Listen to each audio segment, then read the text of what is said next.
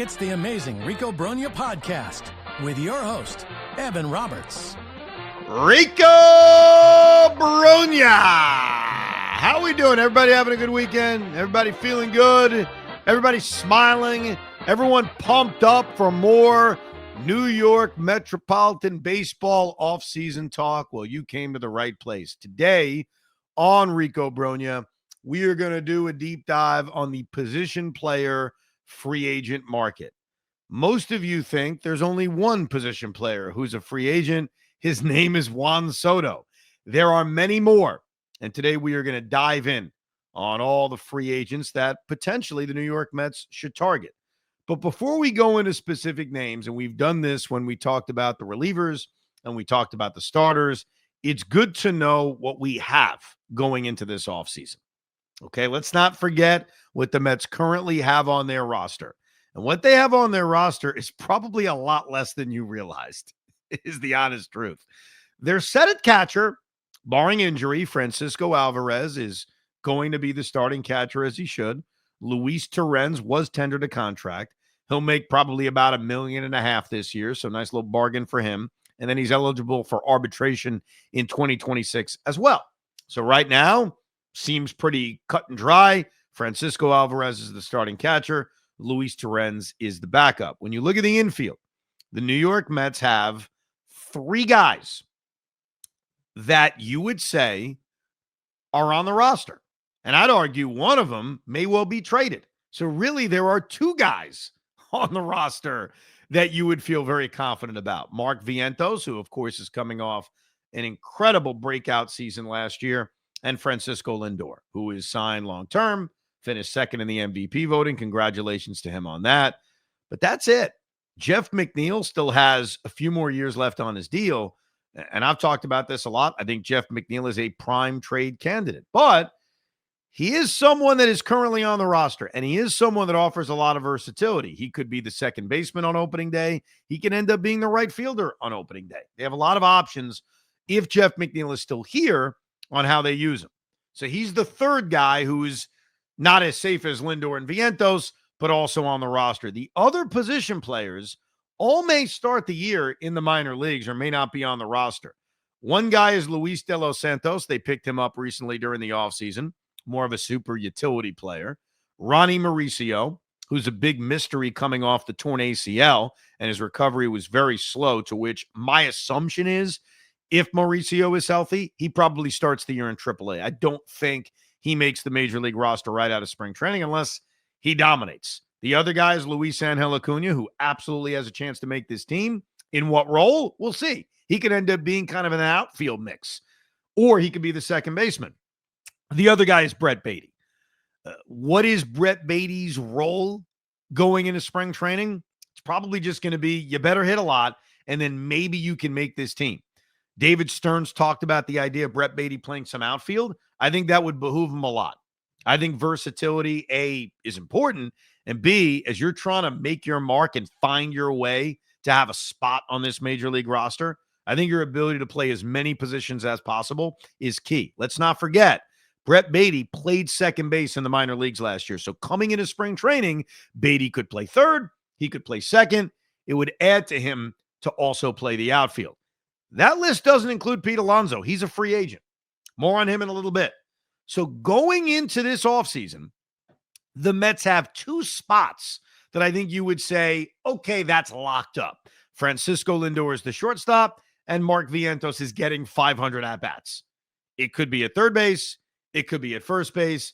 There's even a possibility, which we will get to, that a lot of his at-bats come at DH. Maybe not the likeliest scenario, but certainly a possibility. So that's the Met infield. They clearly have holes to fill.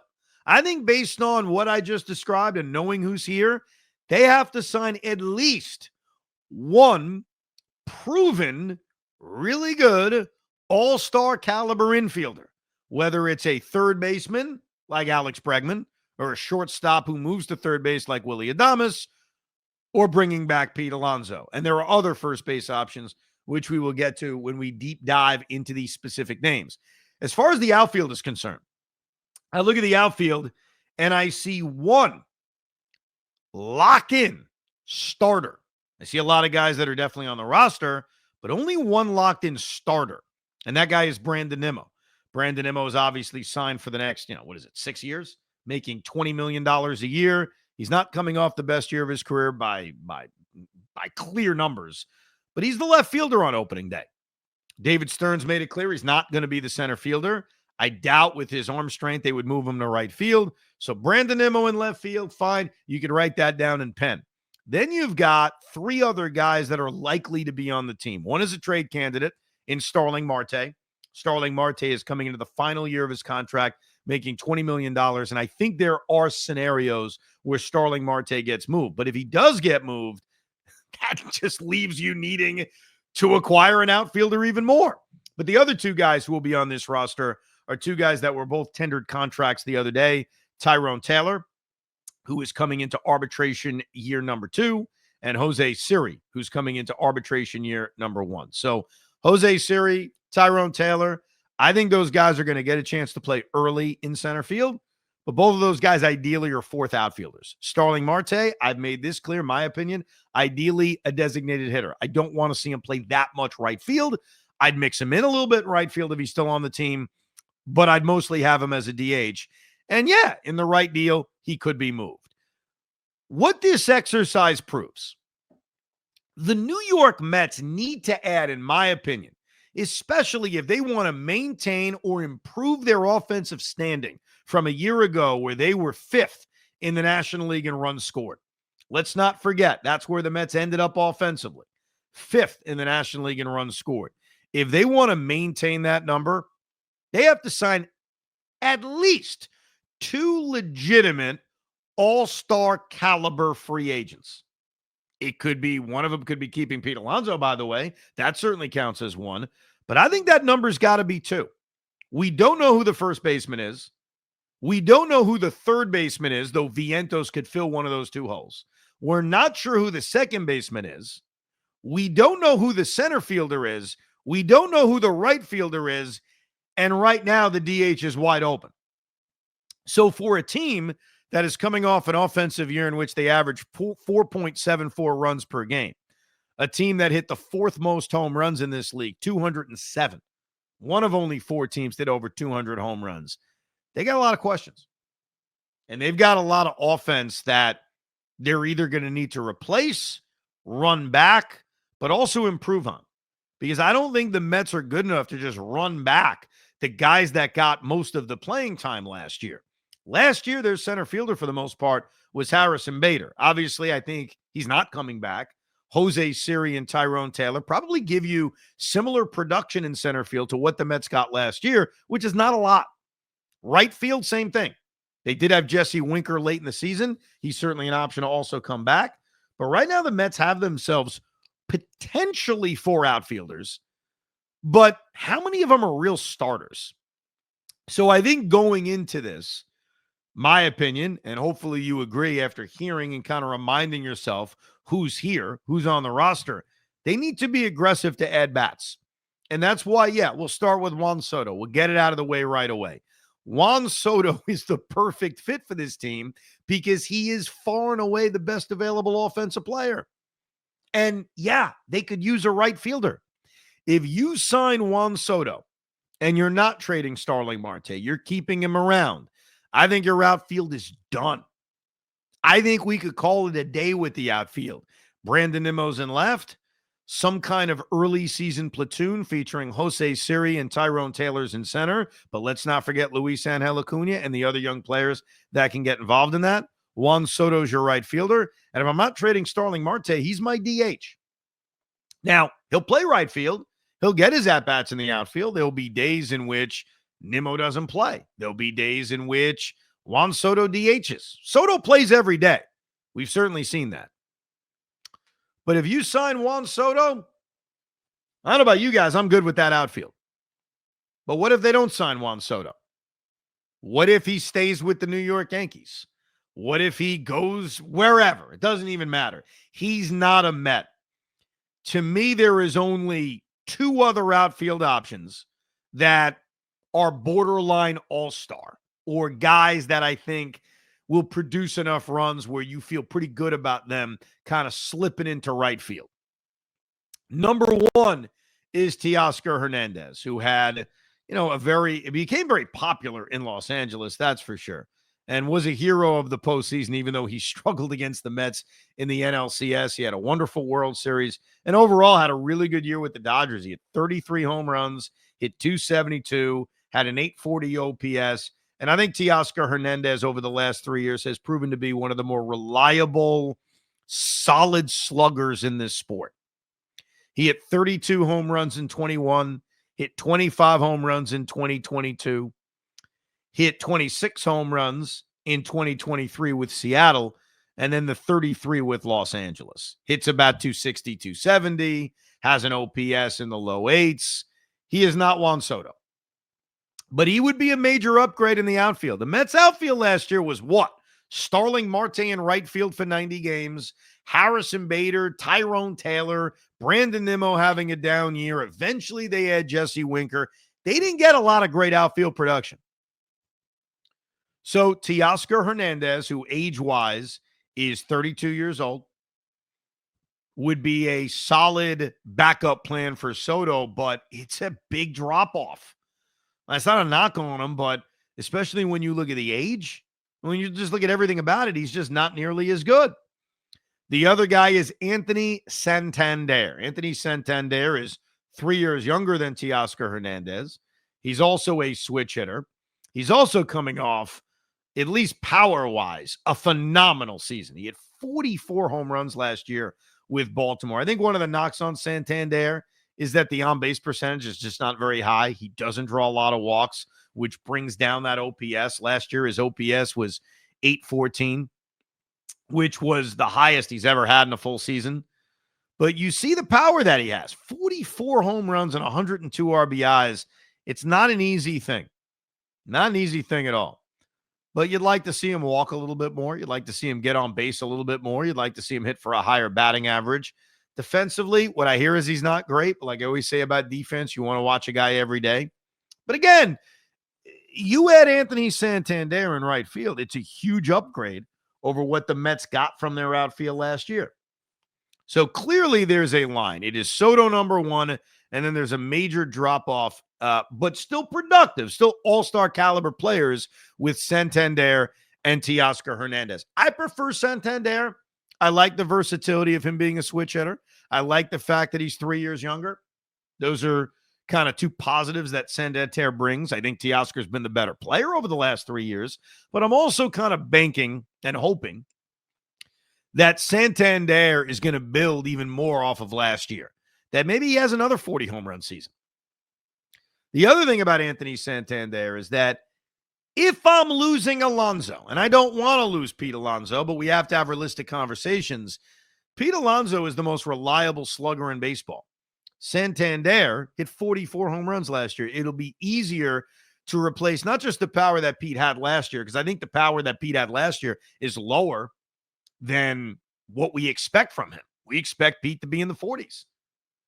Maybe unfair, but that's the expectation. So I think Santander gives you a little bit more pop. Teoscar gives you pop too, but Santander gives you a little bit more pop. So I would rank it clearly Soto 1, Santander 2, Teoscar 3. Here's the problem. This is where things are going to get depressing. The outfield market after the big three, really the big one and the really good two, is freaking awful. I'm going to give you the names. You ready? Alex Verdugo, Michael Conforto, Mark Canha, Eloy Jimenez, Max Kepler, Tyler O'Neill, Andrew McCutchen, Jason Hayward, Tommy Pham, Adam Duvall, Kevin Pillar, and another guy. And this guy's coming off a great year, but I worry about him. And so I kind of left him for last just so we could have a conversation. And that would be Jurickson Profar. Jurickson Profar is going to be 32 years old next season. And he's coming off a year that feels like an outlier. Like you could take Profar's year last year with San Diego, and you could look at it one of two ways. You can say he's putting it all together. This is what he's about to be. a 280, 25 home run guy, 840 OPS, or you could have the opinion I have, which is I'm not giving that guy big money off one freaking year. 2 years ago, the guy had a negative WAR. Now, all of a sudden, I'm going to give this guy big money. So, Hoff, I don't know if you feel this way about Profar, but I don't even want to include him on that second tier with Teoscar and with Santander because I really think that last year was such a fluke. And I'd be very, very nervous to give him any kind of big money. And that's really the inherent problem. There is a big drop-off when it comes to outfield free agents after you get past Soto, Teoscar, and Santander. And unfortunately, when I look at this Met outfield and I see what my options are, now I know you've got young players. We have young players that could absolutely have an impact on this year. Andrew Gilbert, who's clearly an outfielder, Jet and Acuna can be outfielders, but you can't rely on them.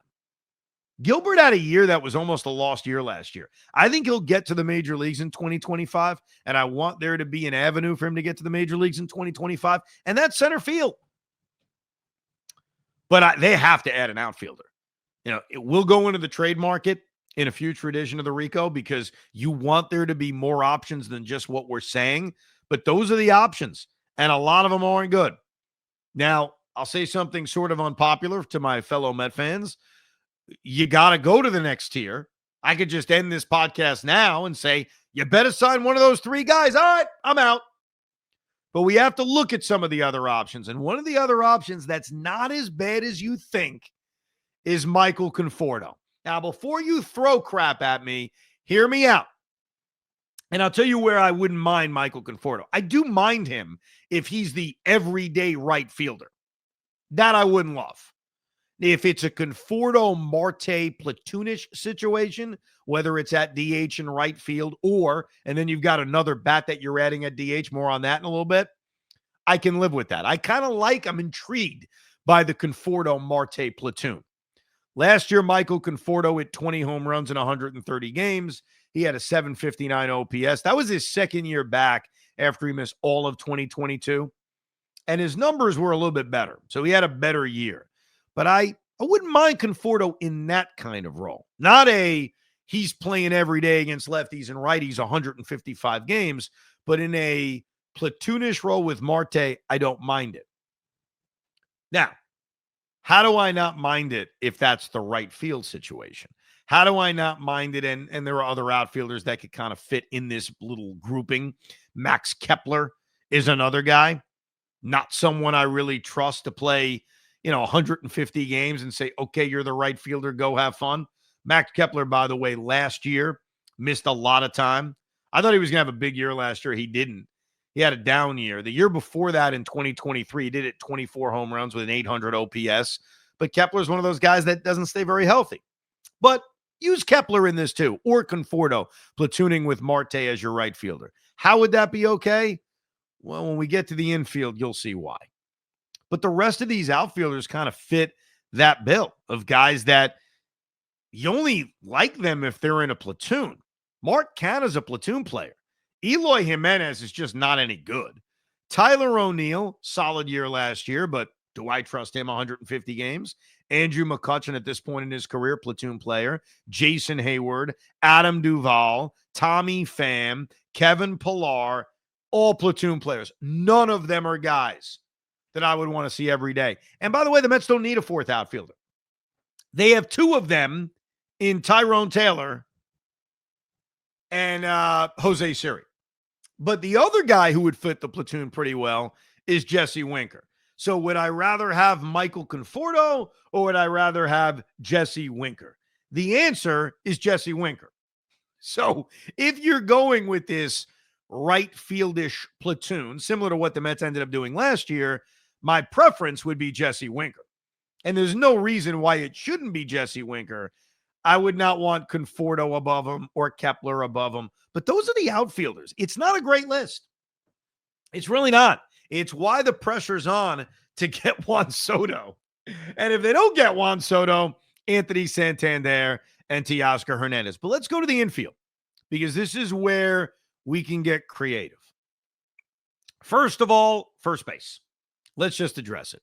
Pete Alonso is the preference. The other options at first base are Anthony Rizzo, Christian Walker, Carlos Santana, Josh Bell. Are we really in love with that? I know Christian Walker's coming off a really good year. He's wonderful defensively. He's also older, significantly older. Is Christian Walker getting a long-term contract? And are you telling me you are more comfortable giving Christian Walker a long-term contract than Pete Alonso? You want to go bring Anthony Rizzo, the corpse of Anthony Rizzo-ack, on a one-year contract? Carlos Santana, big on-base guy, but what is he now, 39 years old?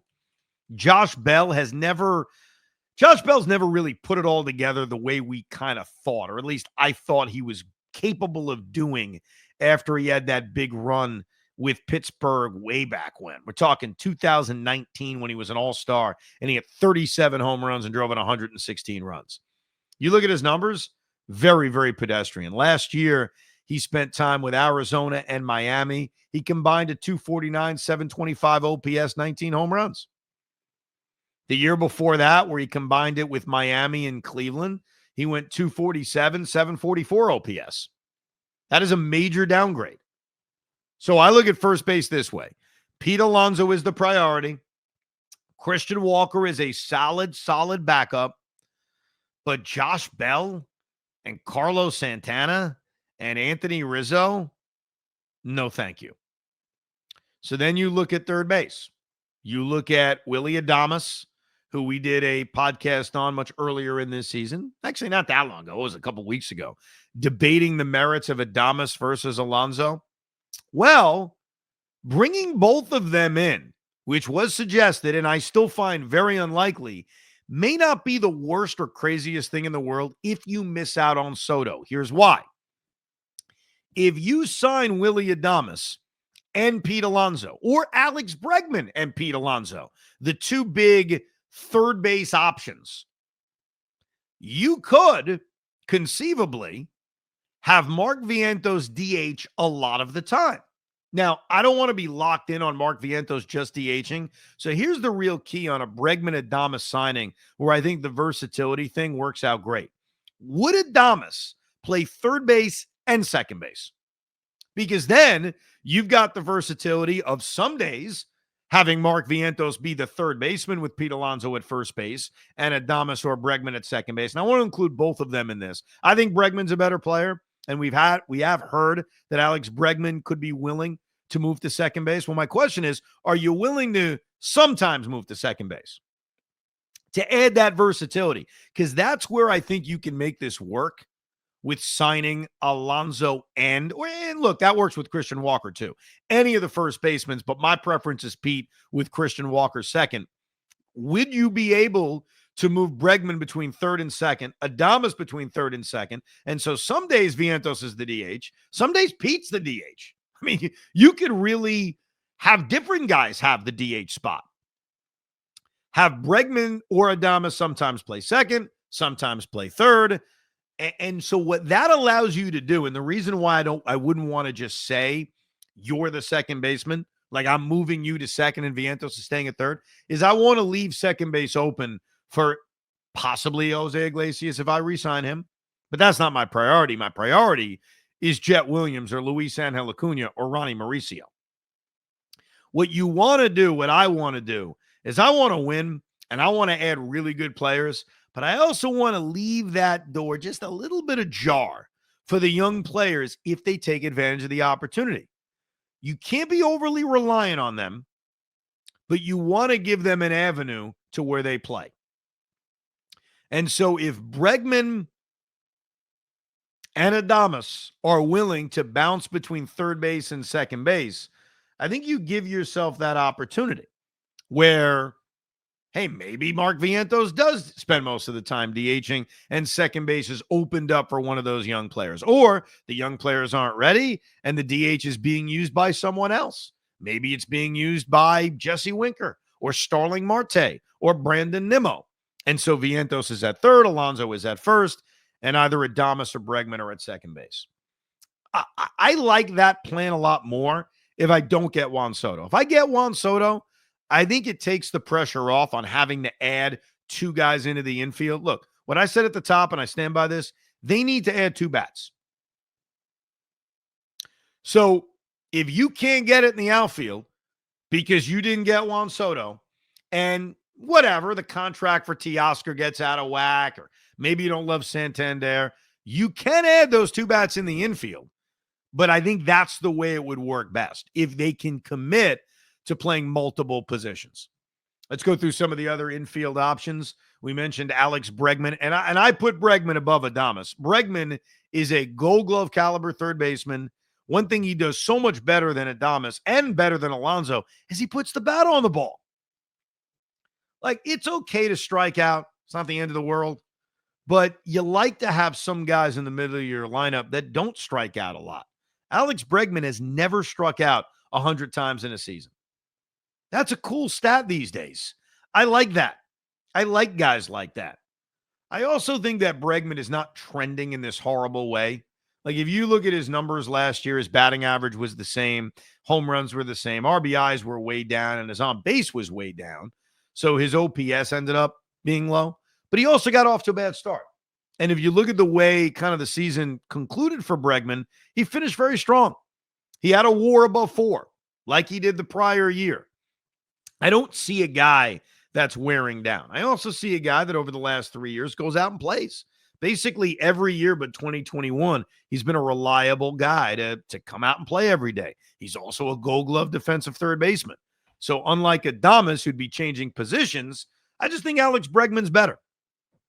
Age-wise, he is 30 years old, but he'll be 31 in the first few days of the season. So if you got him on a 5-year deal, which is probably what it's going to take, 31, 32, 33, 34, 35. Prime of his career. So I would put Bregman above Willy Adames, but getting 2 of those guys would make sense. By 2 of those guys, Alonso or Walker, Bregman or Adames, if you miss out on Soto. Again, let me go through some of these names. So Alex Bregman, we talked about. Anthony Rizzo, Josh Bell, Carlos Santana at first base. Gleyber Torres. I don't know where Gleyber works on this team because I like second base being opened up as a possibility for one of the young players. And I don't see Gleyber Torres moving to third base. By the way, the only appeal of Gleyber Torres, I think, is that Soto loves him. Look, he's a useful ball player. He is. I think that Yankee fans have been too harsh on him. If you look at his stats, if you look at the numbers he puts up, compare it to other second basemen in baseball, there aren't many guys that put up numbers like that. Yohan Moncada, he just never stays healthy. Justin Turner, I think at this point you're looking at him exclusively at DH. Christian Walker, fine backup for Pete Alonso. Brandon Drury, Ha-Sung Kim, Ty France, Jorge Polanco, Adam Frazier. Now we're talking about bench players. Garrett Hampson, Ahmed Rosario. So, again, much like the outfield, in which it's a clear line of Soto, Santander, and Teoscar, I think the infield is very similar. To me, you've got 4 really appealing players, and I'm going to put Christian Walker in that. I may prefer Pete Alonso, but I understand that when you look at the defense that he has, the year he's coming off of, he is appealing. Just so we know, Christian Walker is going to be 34 on opening day. 34. So I don't know how many years he could truly ask for. And he had a good year last year, but put his numbers up against Pete Alonso. I mean, did Christian Walker, who did miss some time, but even with missing that time, 250 average, 803 OPS, like, was it really better than Pete Alonso? He's better defensively. I will give you that. But I think the infield market is basically Alonso and Walker at first base and Bregman and Adames potentially at third base. That's what you're looking at. It is not the deepest market in the world. And that's why the real pressure is on to hit at the top of the market. Because if you miss on the top guys, there's a major, major drop-off. And then what are you looking at? Now you're kind of delving into the trade market and getting really, really desperate. Paul Goldschmidt is another guy I should mention.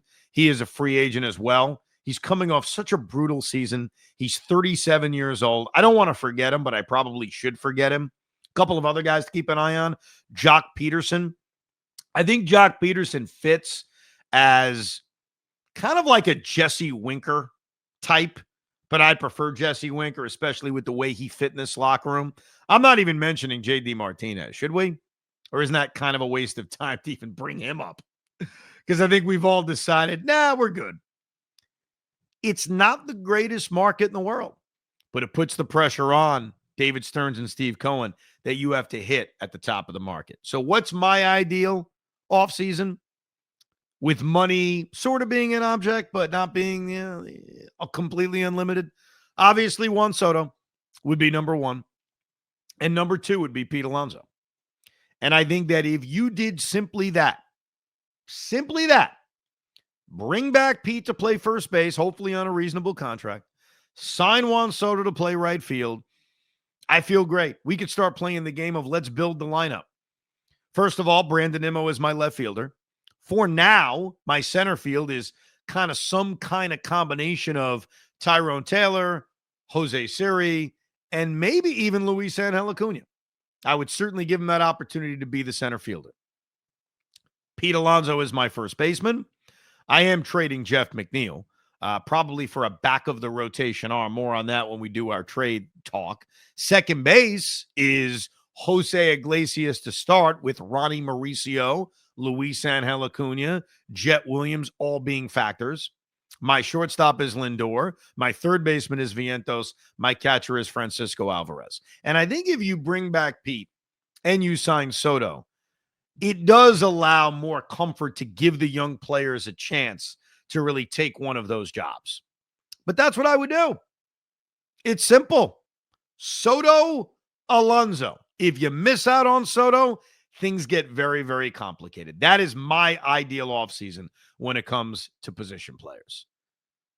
You agree, Pete? Or is there a different route you would go in terms of kind of rebuilding this lineup with the free agency questions that this team faces? I think Pete fell asleep, and that's okay. That man needs a good night's sleep. He needs a good night's sleep better than any human being I know. That's for damn sure. But what is your ideal offseason when it comes to the bats? You can email us, thericob@gmail.com, thericob@gmail.com.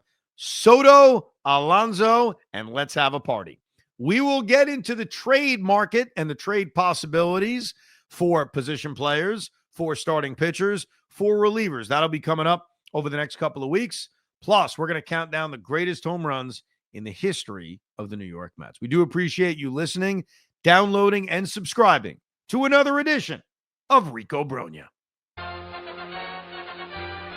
We hope you enjoyed this episode of the Rico Brogna podcast. It's amazing, isn't it? Make sure you download it now to keep it on you at all times.